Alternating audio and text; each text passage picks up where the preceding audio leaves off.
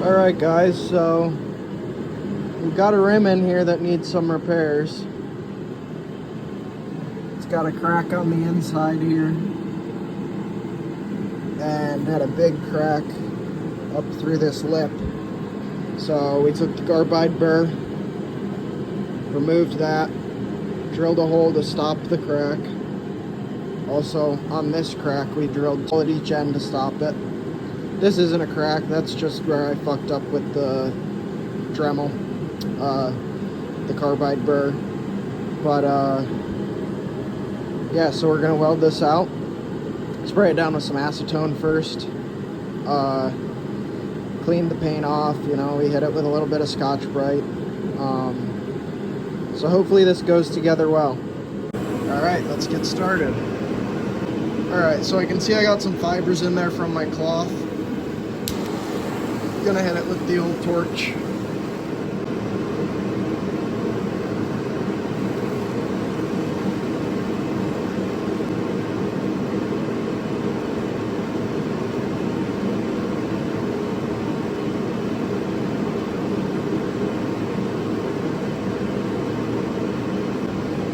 And honestly, that's a step that should always be done, even if you don't have any little fibers from your cloth or anything like that, because it takes the moisture out. You know, as soon as I hit that with the torch, I can see, because the aluminum is a little porous, it'll hold that water. When you heat it up, that water, you can see it fizzle out of all the little pores and evaporate away. Like on steel, you'll see it kind of just that fog clear out as your heat touches it. But with aluminum, if it's cast or anything like that, or just old aluminum that's very worn and has a lot of pores, you'll actually see it boil out of the pores into a puddle, and then you'll see that fog clear as the puddle evaporates. So it holds a lot more water in there than any kind of steel does. Now that we've done that, we can get started, and we're just going to build up, weld, and fill in that space. We're set at 130 amps. We got 15 on the CFH for number 5 cup. We're running AC, obviously, 120 hertz.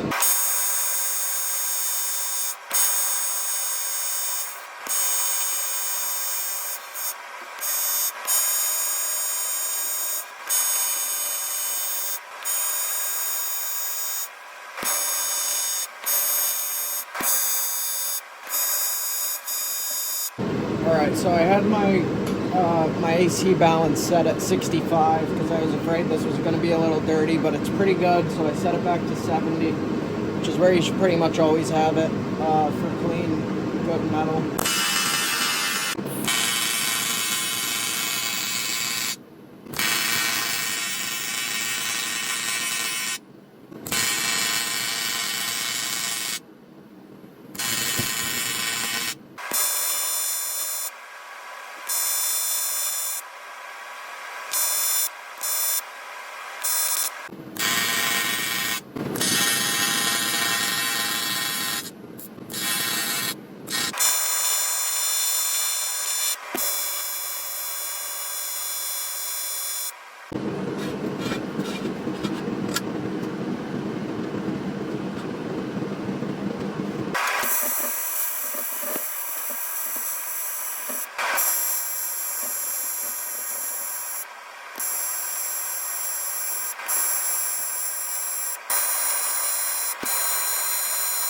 Alright, so now that we got that done, we're going to take it, grind everything flat, and just run a hot pass over that to make sure everything's good and settled in.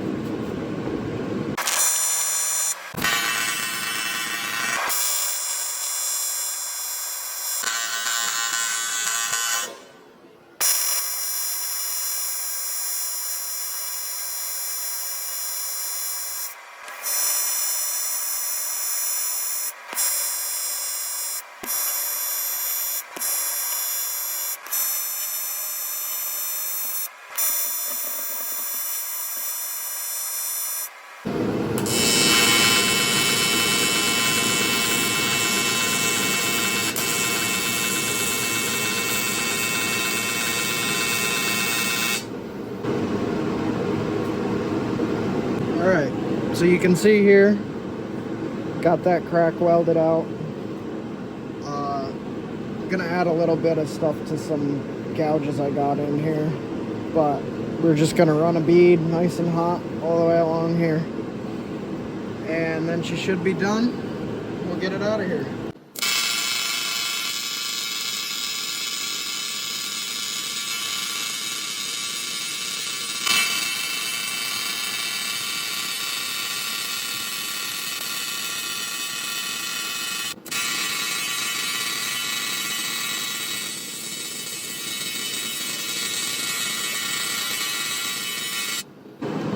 As you can see, we penetrated fully on most of that. I'm not too worried about getting full penetration through there just because I don't think it's cracked all the way through or anything like that, but we're gonna call that good.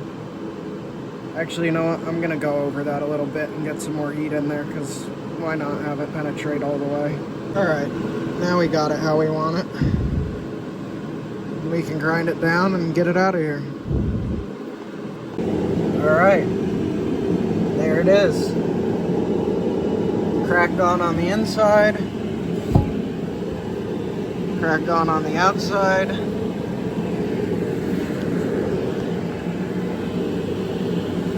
And yeah, it's not perfectly straight, the bead, the edge here, but you know, it's as best as you can get it, and I'd say that's pretty good with an angle grinder. So yeah, let's get it out of here.